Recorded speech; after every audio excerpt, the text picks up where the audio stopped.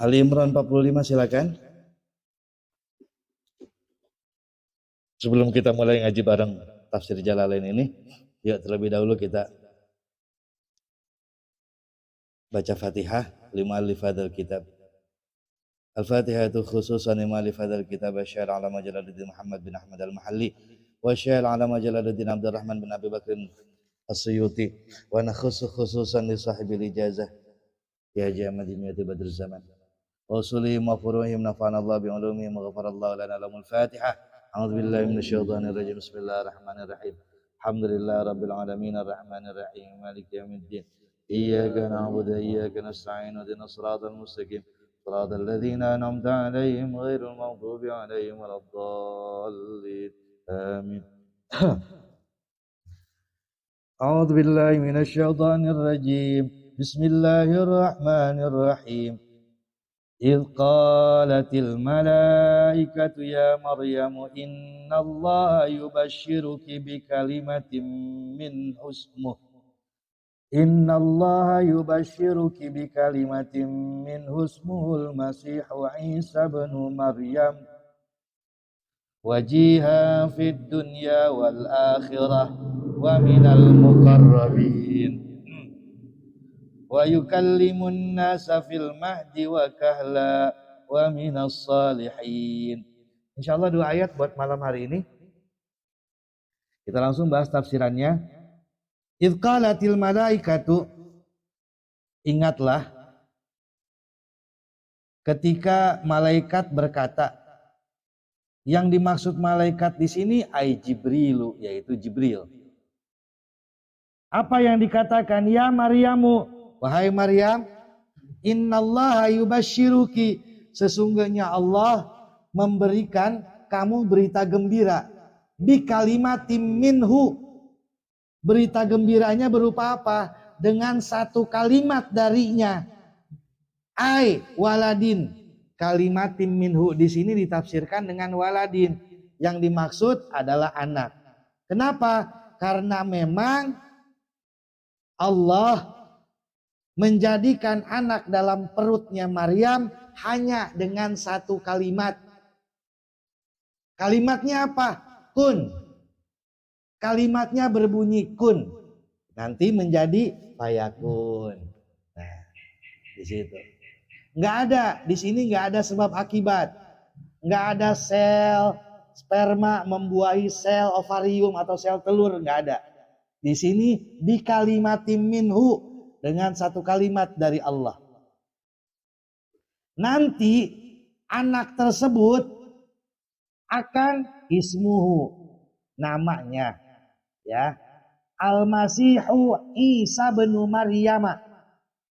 Nama anak tersebut adalah Al-Masih Isa bin Maryam. Isa bin Maryam. Khotobaha. Nah, malaikat Jibril ngajakin Maryam berbicara. Lah kok bisa ngajakin Maryam berbicara? Karena Jibril menyerupai sosok seorang laki-laki saat berhadapan dengan Maryam. Nah, kemudian binisbatihi ilaiha, anak tersebut dinasabkannya ke ilaiha, ke Maryam. Nah, tanbihan sebagai satu peringatan ala annaha, bahwasanya Maryam taliduhu, melahirkan anak tersebut yang bernama Al-Masih Isa bin Maryam bila abin, tanpa seorang ayah. Id adatan, ketika kebiasaan, ar-rijalu, orang, nisbatuhum ila abaihim, menasabkan anak-anak mereka ke bapaknya, bukan ke ibunya. Kalau Isa kan Isa binnya bin Maryam. Kalau kita binnya bin ke ayah. Nah, ini di luar dari kebiasaan. Kenapa? Untuk memberitahukan dan untuk mewarning siapa? Maryam, bahwasanya dia ini dilahirkan tanpa seorang ayah. Oke, sekarang kita bahas. Pak, di situ ada kata-kata Al-Masih. Setahu saya Al-Masih itu sebetulnya gelar, ya. Al-Masih itu gelar yang diberikan hanya untuk dua makhluk. Yang pertama Isa, yang kedua Dajjal. Nah, nanti kita bedain. Oke. Secara bahasa Al-Masih itu apa artinya? Mengusap, berjalan. Nah, itu Al-Masih artinya. Sudah? Ya. Nah, sekarang Nabi Isa dulu deh yang kita bahas. Kenapa Nabi Isa dikasih gelar Al-Masih? Karena li'annahu idza yamsahul arda limuddatil qalil katanya. Karena yang namanya Nabi Isa kalau udah berjalan di permukaan bumi itu cuma butuh waktu sebentar. Dan tujuannya buat apa? Lihidayah atau memberikan pencerahan untuk manusia. Ini tujuannya Nabi Isa. Nanti ada beda dengan siapa? Ada beda dengan Dajjal. Nih. Ya. Ini. Yang berikutnya, kenapa Isa juga digelari Al-Masih? Li'annahu idza massaha bariun. Karena Nabi Isa itu kalau mengusap, ya, mengusap seseorang yang kena penyakit, maka seketika itu juga dengan izin Allah penyakit itu jadi sembuh. Yang ketiga, li'annahu mamsuhul barakah. Karena memang Nabi Isa saat masih kecil udah sering banget disentuh oleh nabi-nabi sebelumnya. Siapa nabi sebelumnya? Nabi Zakaria, Nabi Yahya juga ngusap Nabi Isa. Makanya li'annahu mamsuhul barakah. Nah, yang keempat, alasannya kenapa? Li'annahu mamsuhul qadam. Nih, coba lihat kaki kita, Pak. Kaki kita ada cekungan apa rata? Kaki kita ada cekungan apa rata? Ada cekungan. Nabi Isa rata. Nggak ada cekungan di kakinya. Makanya li'annahu mamsuhul qadam. Ini alasannya. Jadi kalau seandainya besok ada yang nanya perbedaan Al-Masih pada kalimat Isa atau gelar Al-Masih pada Nabi Isa dengan gelar Al-Masih pada Dajjal, kita mesti tahu. Nah ini dia alasannya 4 tadi. Sekarang kita pindah ke Dajjal. Kalau Dajjal, ya, kalau dia berjalan di muka bumi, betul sama, butuh waktu sebentar. Tetapi li'idlalin nas, untuk menyesatkan manusia. Dajjal itu berjalan di muka bumi cuma butuh waktu 40 hari, Pak. Tetapi hari pertama itu nilainya kayak perjalanan 1 tahun. Hari kedua nilainya kayak perjalanan 1 bulan. Hari ketiga perjalanannya seperti 1 minggu. Hari keempat dan seterusnya baru normal 1 hari. Nah ini dia. Yang kedua, kenapa Dajjal disebut atau dikasih gelar Al-Masih? Li'annahu mamsuhul ain. Karena dia punya mata yang rata. Maksudnya matanya cuma 1. Itu yang kita kenal sekarang dengan sebutan Illuminati. Hati-hati, anak-anak kita ini seneng banget, Pak. Nempelin stiker dengan gambar segitiga, mata cuma 1. Hati-hati. Wah, buat gaya-gayaan doang. Iya. Pertama gaya-gayaan, yang kedua jadi pengikut Dajjal yang kayak gini. Hati-hati, Pak. Mohon maaf. Nih.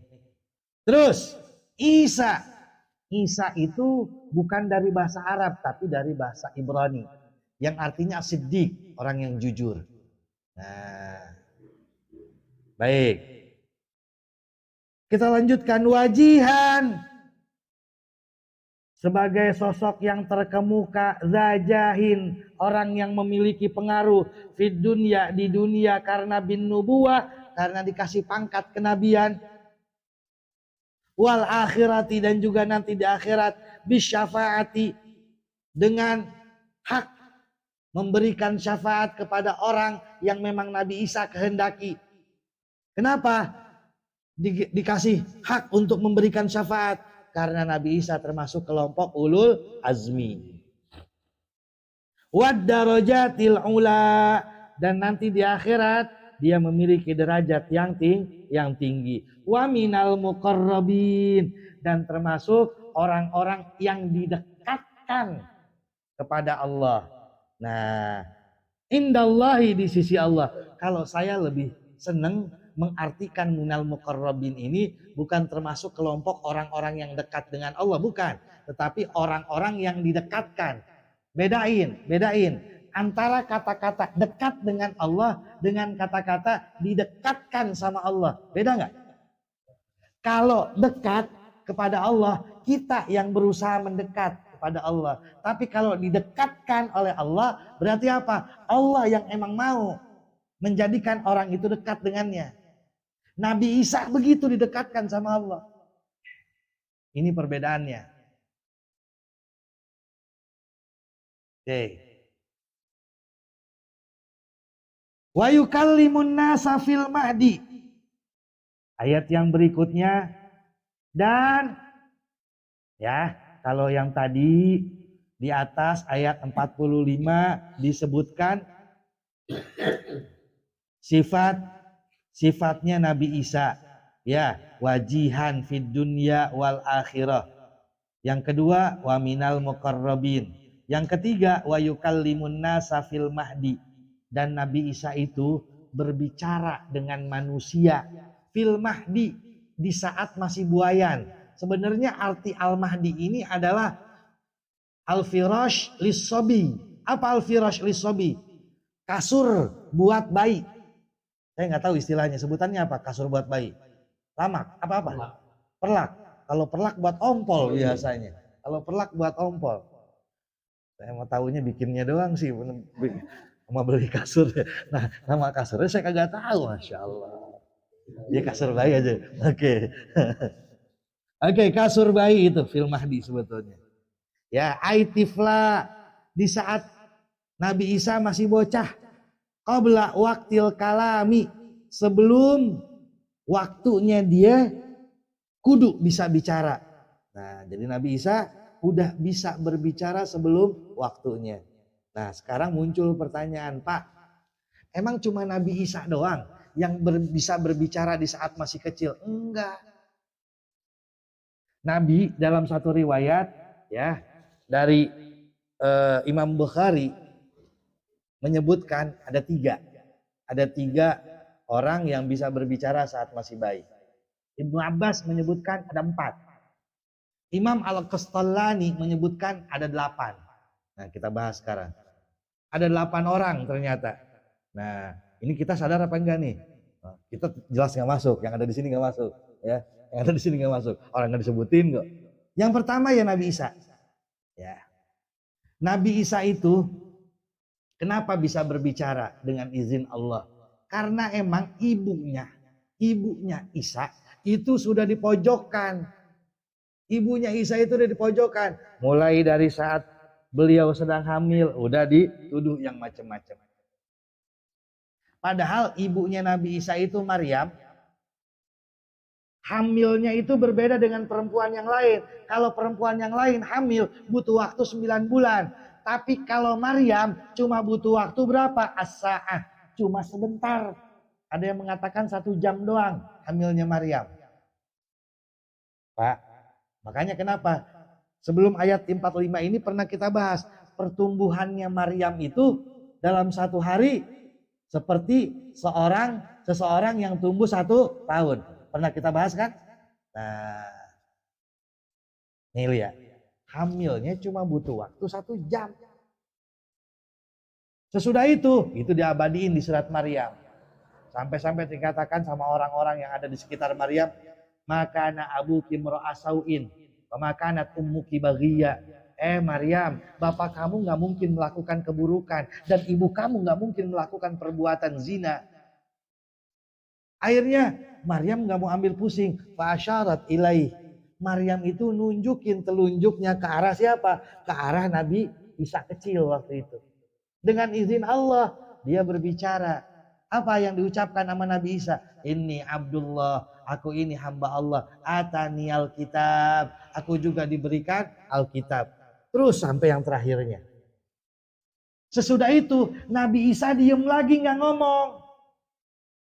Nggak ngomong Nabi Isa. Maka wajar nggak kalau dibilang Isa itu anaknya Tuhan?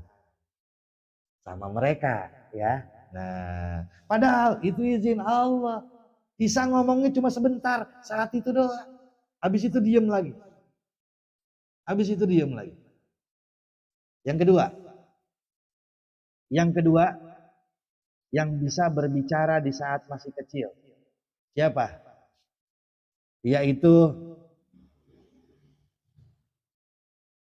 anaknya Masyitoh. Ya, Masyitoh ini adalah juru sisirnya anak Fir'aun di kerajaannya Fir'aun. Ketahuan nama Fir'aun. Kenapa? Karena Masyitoh beriman kepada Allah. Dia kan gak kepengen supaya dia maunya apa? Semua orang yang ada di sekeliling dia mengakui Fir'aun sebagai Tuhan. Makanya saat Masyitoh ketahuan beriman kepada Allah, dia gak terima. Disiapin kuali besar yang udah direbus air panas. Saat itu dia gendong bayi. Dia tadinya udah yakin mau nyemplung, tapi akhirnya ngelihat bayi ragu-ragu. Malah si bayinya yang ngomong akhirnya. Nah, bayinya yang ngomong. Bahwa apa? Ini adalah jalan yang terbaik. Ya, sakit di dunia itu cuma sebentar dan ada waktu habisnya. Sedangkan di akhirat, siksaan di akhirat itu lebih pedih. Maka beranilah Masyitoh akhirnya nyemplung ke dalam situ. Saat Nabi Mi'raj, wangi harum kuburannya Masyitoh itu tercium sama Nabi Muhammad. Ini dua.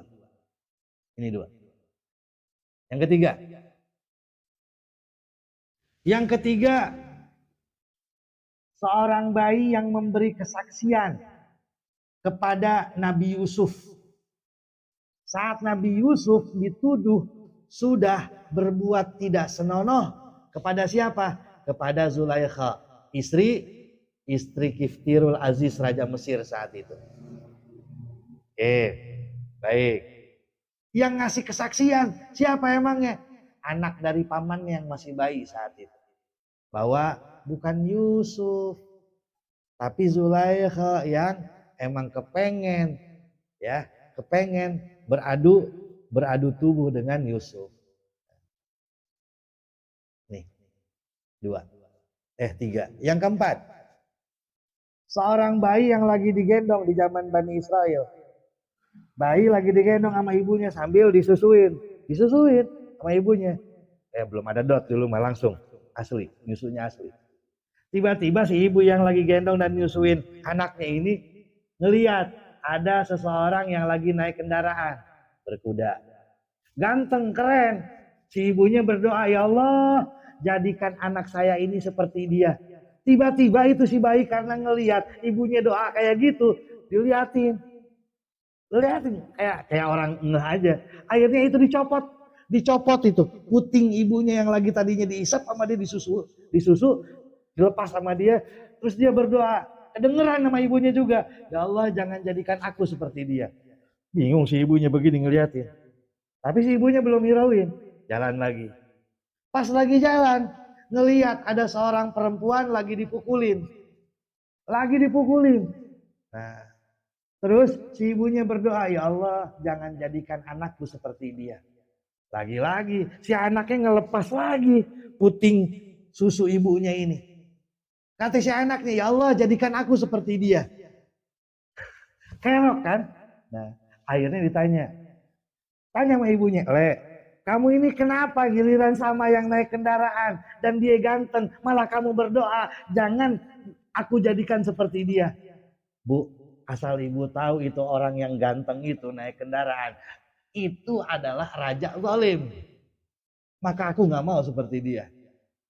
Sedangkan yang tadi ibu minta supaya aku jangan jadi seperti dia, itu adalah orang yang dizalimi, perempuan yang dizalimi. Sebenarnya dia tidak mencuri, dia juga tidak berzina.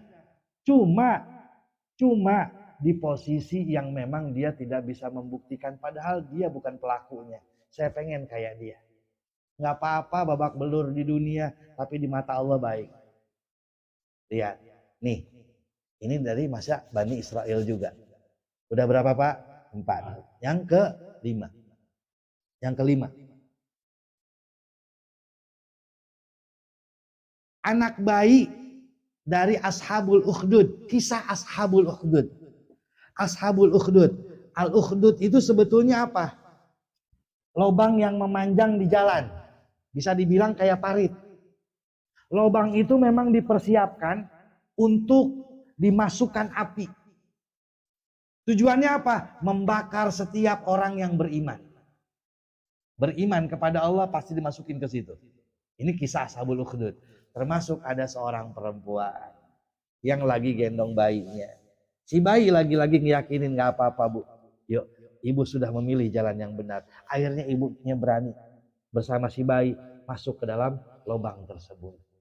Nih, udah berapa? 5. Yang keenam. Yang keenam adalah Nabi Zakaria. Nabi Zakaria itu sudah bisa berbicara sejak masih bayi. Sudah. Itu yang keenam. Yang ketujuh. Siapa? Yang ketujuh adalah anak yang pernah dituduhkan hasil perjinahan dari seorang yang bernama Juraij. Juraij ini hamba Allah yang salih. Salih banget. Di zaman Bani Israel juga. Di zaman Bani Israel juga. Juraij suatu hari dia lagi sholat. Ibunya datang. Ibunya datang. Dia ucapin salam yang gak dijawab. Orang lagi apa? Orang lagi sholat. Udah. Dipanggil-panggil gak nyaut. Tapi sebenarnya kita lagi sholat. Kedengeran gak? Kalau ada orang yang ngomong. Kedengeran. Juraij juga begitu. Pilih. Sholat apa penuhin panggilan ibu. Sholat apa panggilan ibu. Akhirnya yang dipilih sholatnya. Satu kali. Akhirnya ibunya balik. Nggak ketemu sama anaknya. Hari kedua datang lagi. Begitu juga kasusnya sama. Hari ketiga datang lagi kayak begitu. Kasusnya masih sama. Akhirnya ibunya doa. Ya Allah. Jangan dulu engkau cabut nyawa anakku. Sebelum dia mendapat ujian dari seorang perempuan pelacur. Nah, akhirnya apa?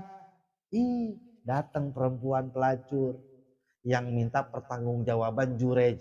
Hamil, posisi hamil, minta pertanggungjawaban. Lah keder, bawa orang lagi. Nah, akhirnya apa? Hampir mau dihancurin tuh tempat biasa Juraij ibadah. Hampir dihancurin. Nah, dah singkat cerita, pas udah waktunya ya melahirkan. Nah, besokannya akhirnya dibawa nih bayinya sama si perempuan ini. Banyak orang juga ikut. Pokoknya minta supaya Juraij bertanggung jawab. Kata Juraij, kalau kalian mau tahu siapa ayah dari anak ini, ya dia doa kepada Allah lalu minta si anak untuk berbicara, menyebutkan ayah kandungnya itu siapa. Dengan izin Allah itu anak bisa berbicara. Ternyata yang menghamili si perempuan atau si ibunya itu adalah seorang penggembala kambing. Nah, di situ akhirnya Juraij dipeluk sampai akhirnya orang-orang Bani Israel berjanji mau membuatkan tempat ibadah buat Juraij dari emas. Nah, kalau jadi kubah emas yang sekarang kalah sama tempat ibadahnya Juraij. Nah, mohon maaf. Kita lanjut. Yang terakhir siapa? Rasulullah Sallallahu Alaihi Wasallam, Nabi Muhammad Sallallahu Alaihi Wasallam. Yang ke-8. Siapa? Nabi Muhammad ini menurut pengakuan Halimatus Sa'diyah, ibu susunya Nabi Muhammad. Saat Nabi Muhammad itu udah disapih, udah sempurna susuannya 2 tahun.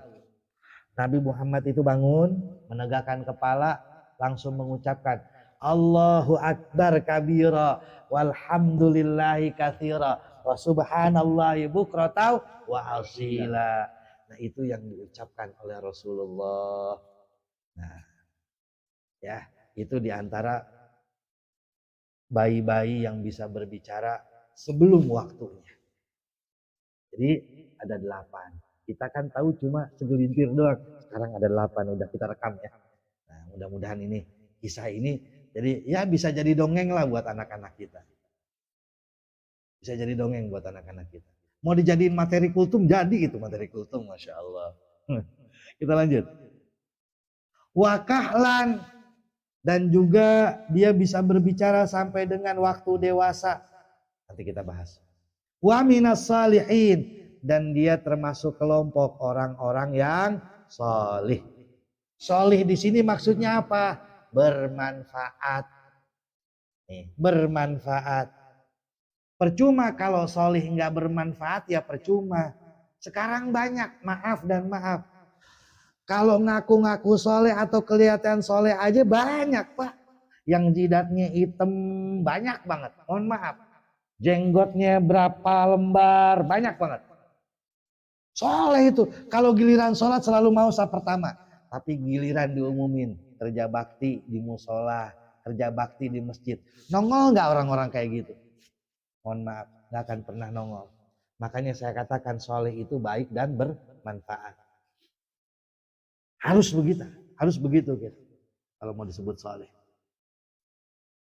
Nah, wakahla, kata-kata wakahla ada ulama yang mengatakan ini adalah isyarat bahwa Nabi Isa itu umurnya panjang. Ya, umurnya panjang. Dan dalam keyakinan kita, akidah Ahlussunnah wal Jamaah, umat Islam meyakini apa? Kalau Nabi Isa sampai saat ini ya masih hidup. Karena posisinya barrafa'ahullahu ilaih. Diangkatkan sama Allah ke langit. Diselamatkan dari usaha pembunuhan orang-orang yang gak suka kepada Nabi Isa. Itu sebetulnya. Sadaqallahul aliyil azim wa sadaqa rasulun nabil habibul karim. Wa nahnu ala dzalika minasyahidin wa syakirin. Walhamdulillahirabbil alamin. Semoga bermanfaat.